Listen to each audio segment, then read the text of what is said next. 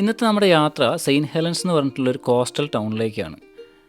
അവിടേക്ക് പോകുന്ന വഴിക്കുള്ള നല്ല നല്ല കാഴ്ചകളും അവിടെയുള്ള വൈറ്റ് സാൻഡ് ബീച്ചും പിന്നെ സെയിൻറ്റ് ഹെലൻസ് എന്ന് പറഞ്ഞിട്ടുള്ള കോസ്റ്റൽ ടൗണും ഇതെല്ലാം ഉൾപ്പെടുന്നതാണ് ഇന്നത്തെ നമ്മുടെ ട്രാവൽ സ്റ്റോറി.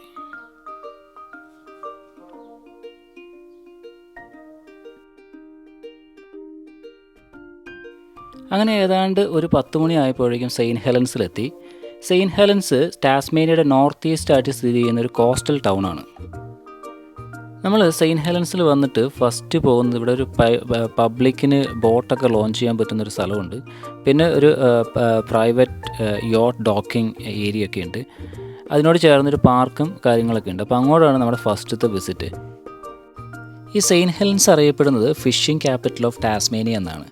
നമ്മൾ ഈ ഫിഷിംഗ് ക്യാപിറ്റൽ എന്നൊക്കെ പറയുമ്പോൾ നമുക്ക് പെട്ടെന്ന് ഒരു ധാരണ വരും, ഇവിടെ ഏറ്റവും കൂടുതൽ ഫിഷ് പിടിക്കുന്നത് ഇവിടെ ആയതുകൊണ്ടാണ് ഫിഷിംഗ് ക്യാപിറ്റൽ ഓഫ് ടാസ്മേനിയ അല്ലെങ്കിൽ ഫിഷിംഗ് ക്യാപിറ്റൽ എന്നറിയപ്പെടുന്നത്. പക്ഷെ അങ്ങനെയല്ല.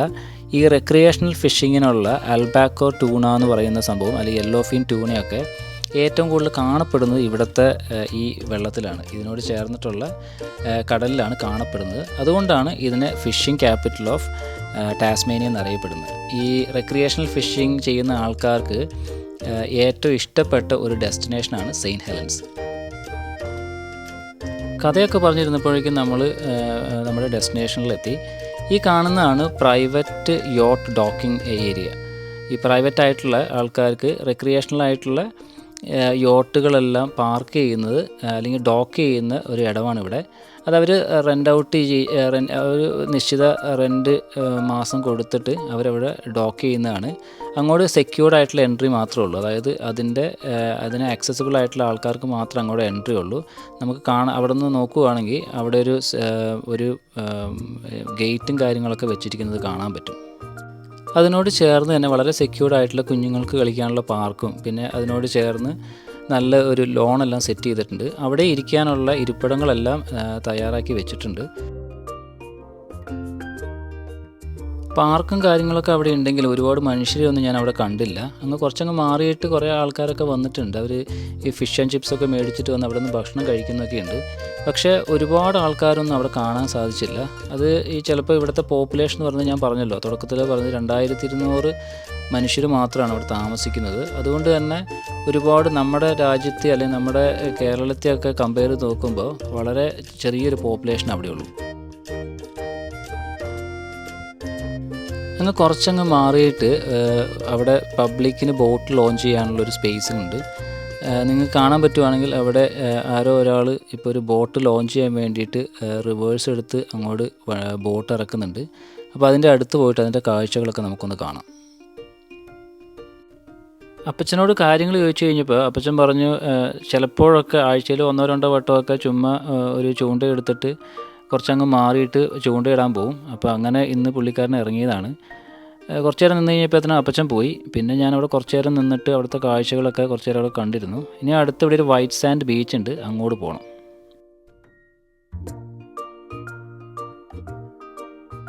അങ്ങനെ അവിടുത്തെ കാഴ്ചകളെല്ലാം കണ്ട് കഴിഞ്ഞിട്ട് സെയിൻറ്റ് ഹെലൻസ് എന്നൊരു 15-20 മിനിറ്റ് ഡ്രൈവ് ചെയ്തെത്താവുന്ന ബിനലോങ് ബേ എന്ന് പറയുന്ന ഒരു വൈറ്റ് സാൻഡ് ബീച്ചിലെത്തി.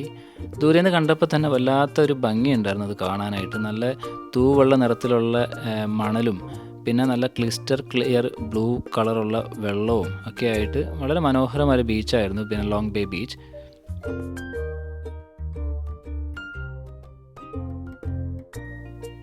അങ്ങനെ അധികം സമയം വേസ്റ്റ് ചെയ്യാതെ നേരെ ബീച്ചിലേക്ക് ഇറങ്ങി. ബീച്ചിലേക്കുള്ള ആക്സസ് വളരെ നല്ലൊരു രസമുള്ളൊരു സംഭവമായിരുന്നു കേട്ടോ. 2 സൈഡിലും മരങ്ങളൊക്കെ വളർന്നു നിൽക്കുന്നുണ്ട്, ചെറിയൊരു ഇടവഴി. അങ്ങനെ ഒരു ചെറിയൊരു ടണലിലേക്കൂടെ നമ്മളങ്ങനെ നടന്നു ചെന്നിട്ട് ആ ഒരു ബീച്ചിനെ എക്സ്പോസ് ചെയ്യുന്ന രീതിയിൽ അല്ലെങ്കിൽ ബീച്ചിനെ റിവീൽ ചെയ്യുന്ന രീതിയിൽ ഒരു പ്രത്യേക രസമായിരുന്നു. മേലെ നിന്ന് നമുക്ക് ബീച്ച് കാണാൻ പറ്റില്ലായിരുന്നെങ്കിൽ ഇതൊരു വല്ലാത്തൊരു സർപ്രൈസ് പോലെ നമ്മൾ റിവീൽ ചെയ്യുന്ന പോലത്തെ ഒരു വഴിയായിരുന്നു ഈ ബീച്ചിലേക്കുള്ള ആക്സസ്. അത് ഏത് പ്രായക്കാർക്കാണെങ്കിലും കുഞ്ഞുങ്ങൾക്കാണെങ്കിലും അല്ലെങ്കിൽ പ്രായമുള്ളവർക്കാണെങ്കിലും ഈ ബീച്ച് എന്ന് പറയുന്നത് അല്ലെങ്കിൽ ഈ കടൽ എന്ന് പറയുന്നത് എപ്പോഴും നമ്മളെ എക്സൈറ്റ് ചെയ്യിപ്പിക്കുന്ന ഒരു സംഭവമാണ്. അവിടെ വെള്ളത്തിൽ ഇറങ്ങണം എന്നൊക്കെ ഉണ്ടായിരുന്നു. പക്ഷേ അതിന് പ്രിപ്പയർഡ് ആയിട്ടല്ല ഞാൻ വന്നത്. ഞാൻ ഇങ്ങനത്തെ ഒരു ബീച്ചിൻ്റെ കാര്യം ഞാൻ ഇത്രയും മനോഹരമായിരിക്കും അല്ലെങ്കിൽ ഇങ്ങനെ നമുക്ക് ആക്സസിബിൾ ആയിരിക്കും എന്നുള്ളൊരു കാര്യം എനിക്ക് അറിയില്ലായിരുന്നു. ഈ ഓസ്ട്രേലിയൻ ബീച്ചുകളിൽ അല്ലെങ്കിൽ ഓസ്ട്രേലിയൻ വാട്ടേഴ്സിൽ ഈ ഷാർക്കിൻ്റെ ഒക്കെ പ്രശ്നങ്ങൾ ഉണ്ടാവും എന്നൊക്കെ പറഞ്ഞു കേട്ടിട്ടുണ്ട്. ഒരുപാട് നമ്മൾ ഈ ഹൊറിഫിക് ആയിട്ടുള്ള സ്റ്റോറീസ് കേട്ടിട്ടുള്ളതുകൊണ്ട് തന്നെ അങ്ങനെ ബീച്ചിൽ ഇറങ്ങുന്നതിനെക്കുറിച്ചൊന്നും ഞാൻ ചിന്തിച്ചിട്ടുണ്ടായിരുന്നില്ല. പക്ഷേ ഇവിടെ വന്നു കഴിഞ്ഞപ്പോൾ ശരിക്കും പറഞ്ഞാൽ അതിന് റിഗ്രറ്റ് ചെയ്തു. വേണമെങ്കിൽ ഇറങ്ങിക്കഴിഞ്ഞാൽ നമ്മുടെ ഡ്രസ്സെല്ലാം നനയും, പിന്നെ എത്ര ദൂരം ഡ്രൈവ് ചെയ്ത് പോകണം, അതിൻ്റെയൊക്കെ ഒരു ബുദ്ധിമുട്ട് ആലോചിച്ചിട്ട് ഞാനെൻ്റെ ടെംപ്റ്റേഷൻ എല്ലാം അടക്കി വെച്ചു. എൻ്റെ കടൽക്കരയിൽ നിന്ന് കുറച്ച് നേരം അതിൻ്റെ കാഴ്ചകളൊക്കെ കണ്ട് ആസ്വദിച്ചു. നമ്മൾ പണ്ട് ബീച്ചിലൊക്കെ പോകുമ്പോൾ ചെയ്യുന്ന സ്ഥിരം പരിപാടി ഞാനും അവിടെ ചെയ്തു വെച്ചു. നമ്മുടെ യൂട്യൂബ് ചാനലിൻ്റെ പേരാണ് അവിടെ എഴുതി വെച്ചത്. കടലമ്മ വന്ന് മായ്ക്കുവാണെങ്കിൽ മായ്ക്കട്ടെ എന്ന് വെച്ചിട്ട്. പക്ഷേ പുള്ളിക്കാരത്തി ഒന്നും ചെയ്തില്ല.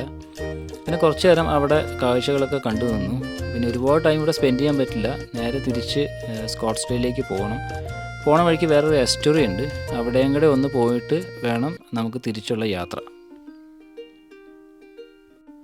നമ്മൾ സെയിൻറ്റ് ഹെലൻസിൽ നിന്ന് ഈ ബിനലോങ് ബേയിലേക്ക് പോകുന്ന വഴിക്കാണ് ഈ എസ്റ്ററി ഉള്ളത്. അങ്ങോട്ട് പോകുന്ന വഴിക്ക് ഞാനിത് കണ്ടതാണ്. അപ്പോൾ എന്തായാലും ബീച്ചിൽ പോയി തിരിച്ച് വന്ന വഴിക്ക് ഇവിടെ ഇറങ്ങാമെന്ന് വിചാരിച്ചിട്ട് ആണ് നിർത്താതെ പോയത്. ഇവിടെയും ഈ എനിക്ക് തോന്നുന്നു വൈകുന്നേരം ആയതുകൊണ്ട് തന്നെ വെള്ളമെല്ലാം കുറച്ച് ഇറങ്ങി കിടക്കുകയാണ്. കുറച്ച് രാത്രി ആകുമ്പോൾ അല്ലെങ്കിൽ കുറച്ചുകൂടെ വൈകുന്നേരം ആകുമ്പോഴേക്കും വെള്ളമെല്ലാം കയറി വരും.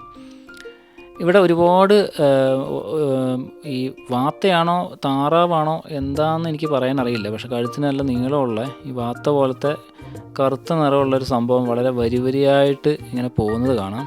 നിങ്ങൾക്ക് വീഡിയോയിൽ കാണാൻ പറ്റുമെന്നറിയില്ല. ഞാൻ ഫസ്റ്റ് വന്ന് ഇറങ്ങിയപ്പോൾ വളരെ മനോഹരമായിരുന്നു. ഒരു 10-12 സ്ട്രെയിറ്റ് ലൈനിൽ ഇങ്ങനെ കരയിൽ നിന്ന് അങ്ങ് ഇറങ്ങി പോകുന്നുണ്ടായിരുന്നു. അതല്ലാതെ അങ്ങ് കുറച്ചങ്ങ് മാറിയിട്ട് ഒരുപാട് യോട്ടുകളെല്ലാം ആങ്കർ ചെയ്തിട്ടിട്ടുമുണ്ട്. കുറച്ച് നേരം അവിടെ ടൈം സ്പെൻഡ് ചെയ്തിട്ട് പിന്നെ യാത്ര തുടർന്നു. ടാസ്മേനിയയുടെ ഏത് ഡയറക്ഷനിൽ നമ്മൾ യാത്ര ചെയ്യുകയാണെങ്കിൽ ഏറ്റവും കൂടുതൽ കാണാൻ സാധിക്കുന്നത് ഫാമുകളാണ്. പശുക്കളുടെയും ആടുകളുടെയും പിന്നെ മറ്റ് കൃഷിയിടങ്ങളും മറ്റ് വെജിറ്റബിൾസ് എല്ലാം കൃഷി ചെയ്തിട്ടുള്ള സ്ഥലങ്ങളൊക്കെയാണ് ഏറ്റവും കൂടുതൽ കാണാൻ സാധിക്കുക. എനിക്ക് ഏറ്റവും ഏറ്റവും ഇഷ്ടപ്പെട്ടൊരു കാഴ്ച ഇതായതുകൊണ്ട് തന്നെ എവിടെയൊക്കെ നല്ല ഭംഗിയുള്ള ഒരു വ്യൂ ഉണ്ടോ ഞാൻ അവിടെ നിർത്തി കുറച്ച് നേരം ടൈം സ്പെൻഡ് ചെയ്യാറുണ്ട്. നിങ്ങൾക്കിതിൽ ആവർത്തന വിരസത ഉണ്ടെങ്കിൽ പറയണം. ഞാൻ പരമാവധി അത് കുറയ്ക്കാൻ ശ്രമിക്കുക കേട്ടോ. അങ്ങനെ നമ്മുടെ അടുത്ത ഡെസ്റ്റിനേഷനായ ഡേർബിയിലെത്തി. ഈ കാണുന്നത് ഇതൊരു റെയിൻബോ ട്രൗട്ട് റോക്കാണ്. അതായത് ഈ റെയിൻബോ ട്രൗട്ടിൻ്റെ ഒരു ആകൃതിയിലുള്ള റോക്ക് അവർ റെയിൻബോ ട്രൗട്ടിൻ്റെ ഡിസൈൻ അല്ലെങ്കിൽ പടം വരച്ച് വെച്ചിരിക്കുകയാണ്. ഇതൊരു വല്ലാത്ത അട്രാക്ഷനാണ്. നമ്മൾ കാണുന്ന പോലെയല്ല, ഒരുപാട് വലിയ റോക്കാണത്. അതിൽ നല്ല റോക്ക് ആർട്ട് ചെയ്ത് വെച്ചിരിക്കുന്നു. ഈ വാലി ക്രോസ് ചെയ്ത് കാണുന്ന സ്ഥലമാണ് ഡേർബി. ഈ ഡേർബിയുടെ ഒരു പ്രത്യേകത എന്ന് പറഞ്ഞു കഴിഞ്ഞാൽ ഇതൊരു ബൈക്ക് ട്രെയിൽസ് നിറഞ്ഞിട്ടുള്ളൊരു സ്ഥലമാണ്.